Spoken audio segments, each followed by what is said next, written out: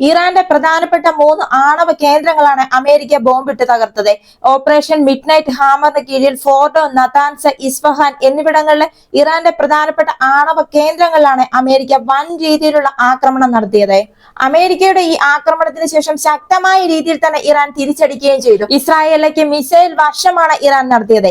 അമേരിക്കയുടെ ഈ ആക്രമണത്തിന് ശേഷം അമേരിക്കയ്ക്ക് വൻ താക്കീതുമായി രംഗത്തെത്തിയിരിക്കുകയാണ് ഇറാന്റെ മിലിറ്ററി സെൻട്രൽ കമാൻഡ്. അതായത് അദ്ദേഹം ട്രംപിന് നേരിട്ട് തന്നെയാണ് താക്കീത് നൽകിയിരിക്കുന്നത്. ചൂതാട്ടക്കാരനായ ട്രംപെ, നിങ്ങൾക്ക് ഈ യുദ്ധം ആരംഭിക്കാൻ കഴിയും, പക്ഷേ ഇത് അവസാനിപ്പിക്കുന്നത് ഞങ്ങളായിരിക്കും എന്നാണ് അദ്ദേഹം പരസ്യമായി ഇപ്പോൾ പ്രഖ്യാപിച്ചിരിക്കുന്നത്.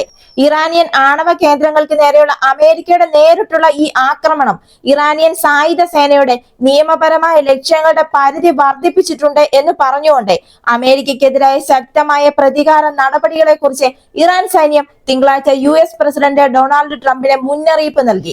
ഈ സംഘർഷം ഒരു വിശാലമായ പ്രാദേശിക യുദ്ധത്തിലേക്ക് നീങ്ങുമെന്ന ആശങ്കയുടെ സൂചനയായി തിങ്കളാഴ്ച രാവിലെ മുതൽ എണ്ണവില 4% ഉയർന്നത്. ആഗോള എണ്ണ ഉൽപാദനത്തിന്റെ 1/5 കടന്നു പോകുന്ന നിർണായക വ്യാപാര പാതയായ ഹോർമൂസ് കടലിടുക്ക് അടച്ചു പൂട്ടുന്നതിൽ നിന്ന് ഇറാനെ തടയാൻ സഹായിക്കണമെന്ന് അമേരിക്കയുടെ സ്റ്റേറ്റ് സെക്രട്ടറി മാർക്കോ റൂബിയോ ചൈനയോട് ആവശ്യപ്പെട്ടിരിക്കുകയാണ്. പശ്ചിമേഷ്യയിലെ അമേരിക്കയുടെ താവളങ്ങൾക്ക് നേരെയും ഇറാൻ ഭീഷണി ഉയർത്തുന്നുണ്ട്. അമേരിക്കയുടെ ആക്രമണങ്ങൾക്ക് മണിക്കൂറുകൾക്ക് ശേഷം ഇസ്രായേലിലേക്ക് ഇറാന്റെ ഏറ്റവും വലിയ മിസൈലായ ഖൊറാം ഷഗർ 4 ഉൾപ്പെടെ കുറഞ്ഞത് 40 മിസൈലുകളും വിക്ഷേപിച്ചിരുന്നു. പരമോന്നത നേതാവായ ആയത്തുള്ള അലി ഖമേനിയെ വധിക്കുന്നതിനെ കുറിച്ച് ഭരണമാറ്റത്തെക്കുറിച്ചും ഡൊണാൾഡ് ട്രംപും ഇസ്രായേലും പരസ്യമായി ഊഹാപോഹങ്ങൾ നടത്തിയിട്ടുണ്ട് എന്ന് റിപ്പോർട്ടുകൾ പുറത്തു വരുന്നുണ്ട്. 1979 വിപ്ലവത്തിന് ശേഷം ഇസ്ലാമിക് റിപ്പബ്ലിക്കിനെതിരെ നടന്ന ഏറ്റവും വലിയ അമേരിക്കയുടെ സൈനിക നടപടിയായിരുന്നു ഇറാന്റെ ഈ 3 ആണവ കേന്ദ്രങ്ങൾ ആക്രമിച്ചത്. എന്നാൽ ഇത്രയും അധികം വലിയ സംഘർഷങ്ങൾ നടന്നിട്ടും ഇറാന്റെ സുഹൃത്ത് രാജ്യമായ റഷ്യ ഇപ്പോഴും മൗനം പാലിക്കുകയാണ്. US പ്രസിഡന്റ് ഡൊണാൾഡ് ട്രംപും ഇസ്രായേലും സുപ്രീം നേതാവ് ആയത്തുള്ള അലി ഖമേനിയെ വധിക്കുന്നതിനെ കുറിച്ചും ഭരണമാറ്റത്തെക്കുറിച്ചും പരസ്യമായി ഊഹാപോഹങ്ങൾ നടത്തിയിട്ടുണ്ട്. എന്നാൽ ഈ സാഹചര്യങ്ങളിലെല്ലാം ഇസ്രായേലിന്റെ ആക്രമണങ്ങളെ പുടിൻ അപലപിച്ചിട്ടുണ്ട് എങ്കിലും ഇറാനിയൻ ആണവ കേന്ദ്രങ്ങൾക്കെതിരായ അമേരിക്കൻ ആക്രമണങ്ങളെ കുറിച്ച് ഇതുവരെ അദ്ദേഹം പ്രതികരിച്ചിട്ടില്ല. ഇറാന്റെ പരമോന്നത നേതാവ് തിങ്കളാഴ്ച തന്റെ വിദേശകാര്യ മന്ത്രിയെ പ്രസിഡന്റ് വ്ളാഡിമിർ പുടിനോട് റഷ്യയിൽ നിന്ന് കൂടുതൽ സഹായം അഭ്യർത്ഥിക്കാൻ വേണ്ടി മോസ്കോയിലേക്ക് അയച്ചു. ഇവിടെ പുടിൻ ശാന്തത പാലിക്കാൻ ആഹ്വാനം ചെയ്യുകയും അതേപോലെ തന്നെ ആണവ പദ്ധതിയിൽ മധ്യസ്ഥനായി മോസ്കോയുടെ സേവനം വാഗ്ദാനം ചെയ്യുകയുമാണ് ചെയ്തത്. ഖമേനിയുടെ പിന്തുണ തേടിയുള്ള കത്ത് ഇറാൻ വിദേശകാര്യ മന്ത്രി അബ്ബാസ് അരഗ്ചി പുടിന് കൈമാറുമെന്ന റിപ്പോർട്ടുകളൊക്കെ പുറത്തു വരുന്നുണ്ട്. റഷ്യയുടെ പിന്തുണയിൽ ഇറാൻ ഇതുവരെ മതിപ്പില്ലെന്ന് ഇറാനിയൻ വൃത്തങ്ങൾ ഇപ്പോൾ പ്രതികരിച്ചിരിക്കുകയാണ്. അമേരിക്കയ്ക്കും ഇറാനും ഇടയിൽ മധ്യസ്ഥ വഹിക്കാൻ തയ്യാറാണ് എന്ന് പുടിൻ ആവർത്തിച്ച് വാഗ്ദാനം ചെയ്തിട്ടുണ്ട് എങ്കിലും ഇറാന് സിവിൽ ആണവോർജം തുടർന്നും ലഭ്യമാക്കുന്നതിനൊപ്പം സംഘർഷം പരിഹരിക്കുന്നതിനുള്ള മോസ്കോയുടെ ആശയങ്ങൾ അവരെ അറിയിച്ചിട്ടുണ്ട് എന്നുമാണ് പുടിൻ പറയുന്നത്. എന്നാൽ ഇസ്രായേലും അമേരിക്കയും ചേർന്ന് ഖമേനിയെ കൊല്ലാനുള്ള സാധ്യതയെക്കുറിച്ച് ചർച്ച ചെയ്യുന്നതോടെ റഷ്യ വിസമ്മതിക്കുകയായിരുന്നു. ഇറാനിലെ കുഷേഹർ ആണവ നിലയത്തിൽ 2 റിയാക്ടറുകൾ കൂടി നിർമ്മിക്കാൻ സഹായിക്കുന്ന റഷ്യൻ വിദഗ്ധർക്ക് വ്യോമാക്രമണത്തിൽ പരിക്കേൽക്കില്ല എന്ന് ഇസ്രായേൽ മോസ്കോയ്ക്ക് ഉറപ്പ് നൽകിയിട്ടുണ്ട് എന്നും പുടിൻ പറഞ്ഞു. ഇറാന്റെ ദീർഘകാലമായിട്ടുള്ള ഒരു സഖ്യകക്ഷിയാണ് റഷ്യ. അതേപോലെ തന്നെ വീറ്റോ അധികാരമുള്ള UN സുരക്ഷാ കൗൺസിൽ അംഗമാണ്. അതേപോലെ 2018 ആദ്യ കാലയളവിൽ ട്രംപ് ഉപേക്ഷിച്ച ആണവ കരാറിൽ ഒപ്പുവെച്ച ഒരു രാജ്യമായും പടിഞ്ഞാറൻ രാജ്യങ്ങളുമായുള്ള ഇറാന്റെ ആണവ ചർച്ചകളിൽ ഒരു പ്രധാനപ്പെട്ട പങ്ക് വഹിക്കുന്ന ഒരു രാജ്യം കൂടിയാണ് റഷ്യ. 2022 റഷ്യയും ഉക്രൈനും തമ്മിലുള്ള സംഘർഷത്തെ തുടർന്ന് സമീപകാല വർഷങ്ങളിൽ റഷ്യയും ഇറാനും തങ്ങളുടെ സഹകരണം കൂടുതൽ ശക്തമാക്കിയിട്ടുണ്ട്. എന്നാൽ ഇപ്പോഴത്തെ ഈ സമീപകാല സംഘർഷങ്ങളിൽ പുടിൻ ഒരു നിശ്ചിത നിലപാട് ഇപ്പോൾ സ്വീകരിച്ചിരിക്കുകയാണ്. റഷ്യയിലെ ഏകദേശം 1 ലക്ഷം ആളുകളാണ് ഇന്ന് ഇസ്രായേലിൽ താമസിക്കുന്നത്.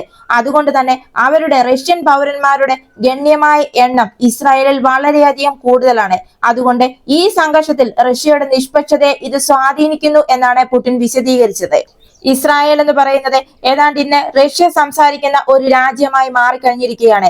അതുകൊണ്ട് തന്നെ റഷ്യയിലെ ഓരോ പൗരന്റെയും സംരക്ഷണം എന്നത് തീർച്ചയായും റഷ്യയുടെ സമകാലിക ചരിത്രത്തിൽ ഇത് എല്ലായ്പ്പോഴും കണക്കിലെടുക്കുന്നു എന്നാണ് പുടിൻ വ്യക്തമാക്കിയത്.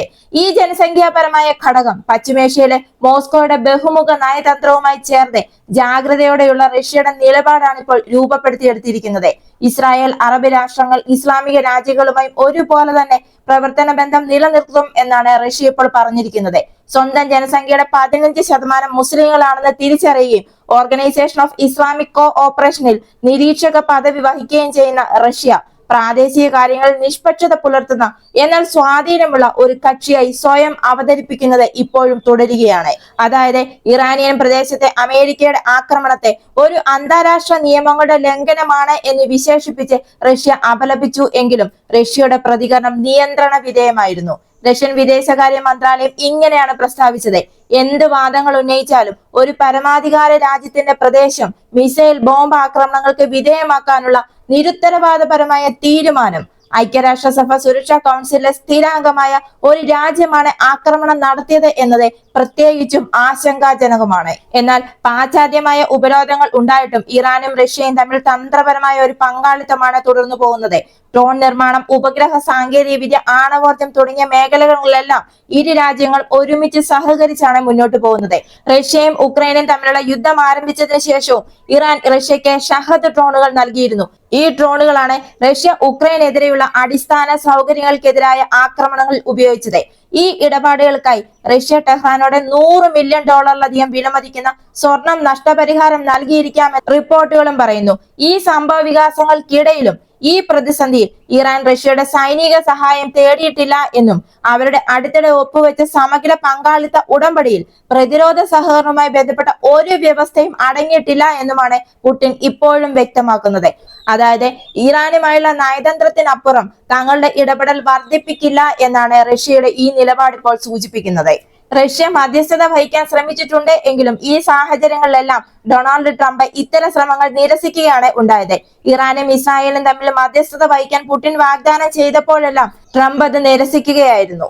അതേപോലെ തന്നെ ഇറാന്റെ ഡ്രോൺ ഡിസൈനുകളുടെ പ്രാദേശിക ഉൽപാദനം ഉൾപ്പെടെ ചില തന്ത്രപ്രധാന മേഖലകളിൽ ഇറാനുമായുള്ള സഹകരണം റഷ്യ തുടരുന്നുണ്ട് എങ്കിലും കൂടുതൽ ആഴത്തിലുള്ള സൈനിക കുരുക്കുകളെല്ലാം റഷ്യ ഇപ്പോൾ ഒഴിവാക്കിയിരിക്കുകയാണ്. ഇറാൻ ഈ ആണവ പരിധി കടക്കുന്നതിൽ റഷ്യയും ജാഗ്രത പുലർത്തിയിട്ടുണ്ട് എന്ന് വേണം പറയാൻ. ടെഹ്റാനെതിരായ സ്വാധീനം നഷ്ടപ്പെടുമെന്നും മേഖലയിൽ കൂടുതൽ അമേരിക്കൻ സൈനിക നടപടിക്ക് കാരണമാകും എന്നും റഷ്യയിൽ ആശങ്കയുണ്ട്. അതേസമയം ഭൂരാഷ്ട്രീയ പ്രത്യാഘാതങ്ങൾ ചില കാര്യങ്ങളിൽ റഷ്യക്ക് ഗുണം ചെയ്യുന്നുമുണ്ട്. മേഖലയിലെ ശത്രുത രൂക്ഷമാകുന്നത് ഉക്രൈനിൽ നിന്ന് അന്താരാഷ്ട്ര ശ്രദ്ധ തിരിച്ചുവിട്ടിരിക്കുകയാണ് ഇപ്പോൾ. ഇപ്പോൾ ഇറാൻ ഒറ്റപ്പെടുന്ന ഈ സമയത്തെ നയതന്ത്ര പരിരക്ഷയുടെയും തന്ത്രപരമായ ഉറപ്പിന്റെയും ആവശ്യകതയാണ് ഇറാൻ വിദേശകാര്യ മന്ത്രിയുടെ റഷ്യ സന്ദർശനം പ്രതിഫലിപ്പിക്കുന്നത്. അതേപോലെ അമേരിക്കയുമായുള്ള ഈ സംഘർഷങ്ങൾ രൂക്ഷമാകുന്നതിനിടെ UN സുരക്ഷാ കൗൺസിലിലും മേഖലയിലും റഷ്യ കൂടുതൽ സജീവമായ പങ്ക് വഹിക്കും എന്നാണ് ഇറാൻ പ്രതീക്ഷിക്കുന്നത്. എന്നാൽ അമേരിക്കയുടെ ഈ നടപടികളെ അപലപിക്കുക മാത്രമാണ് റഷ്യ ഇപ്പോൾ ചെയ്തത്. ഈ വാചകത്തിനപ്പുറം ഒരു നടപടിക്കും റഷ്യ പോകും എന്ന ഒരു സൂചനയും നൽകിയിട്ടുമില്ല.